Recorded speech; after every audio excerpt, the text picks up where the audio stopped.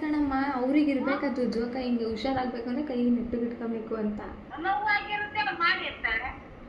ಯಾವ ನೋವು ಇಲ್ಲ ಅಲ್ಲಿ. ಸೊಟ್ಟಿಗೆ ಇಟ್ಕೊಂಬಿಟ್ಟು ಕೈನ ಅಡಿಗೆ ಹಾಕೊಂಬಿಟ್ಟವ್ರೆ ಮೈ ಒಳಗೆ. ಅದಕ್ಕೆ ಡಾಕ್ಟ್ರು ಸಂಸ್ಥಕ ಬಿಡೋಕ್ಕಾಗಲ್ಲ. ನೀವೇನಾರು ಅನ್ನಿ ಬಿಡೋಕ್ಕಾಗಲ್ಲ ಅಂದ್ರೆ.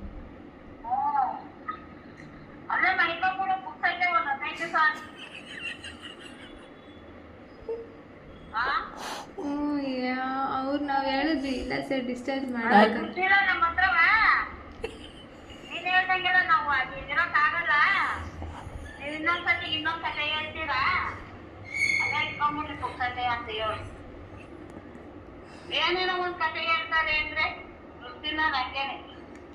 ಅಲ್ಲ ಕಣಂಟಿ ಡಾಕ್ಟ್ರಿಗೆ ಹಂಗೆ ಹೇಳೋಕ್ಕಾಗುತ್ತೆ ನಂಟಿ.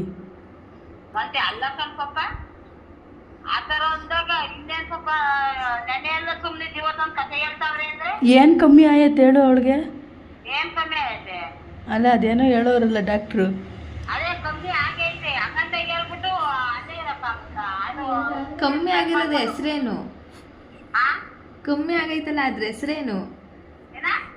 ಅವರಿಗೆ ಏನೋ ಒಂದು ಕಮ್ಮಿ ಆಗೈತಲ್ಲ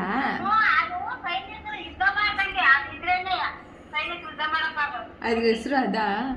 ಸೈನಿಕರು ಯುದ್ಧ ಯುದ್ಧ ಮಾಡೋಕ್ಕಾಗದೆ ಜಾಸ್ತಿ ಎಷ್ಟಿರುತ್ತೋ ಅಷ್ಟು ಯುದ್ಧ ಮಾಡ್ತಾರೆ. ಅದಿಲ್ಲ ಅಂದ್ರೆ ನಾವೇ ಯುದ್ಧ ಮಾಡ್ತೀವಿ.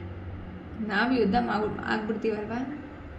ಮತ್ತೆ ಅದಿದ್ರೇನೆ ಕಣವ 100% ಇರ್ಬೇಕು. ಇವಾಗ ಅವ್ರು ಹೇಳ್ತವ್ರೆ ಅಟ್ಲೀಸ್ಟು ಒಂದು 50 ವರ್ಷ ಒಂದು 45 ವರ್ಷ ಆಗಿರೋರು ಅದನ್ನ ಟ್ರಾನ್ಸ್ಫರ್ ಮಾಡ್ಬೋದಂತೆ.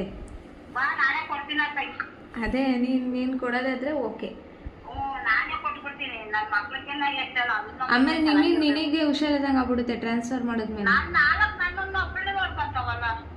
ನೋಡ್ಕೊಳಕ್ಕಾಗಲ್ಲ, ಹುಷಾರಿದಂಗೆ ಆಗುತ್ತೆ.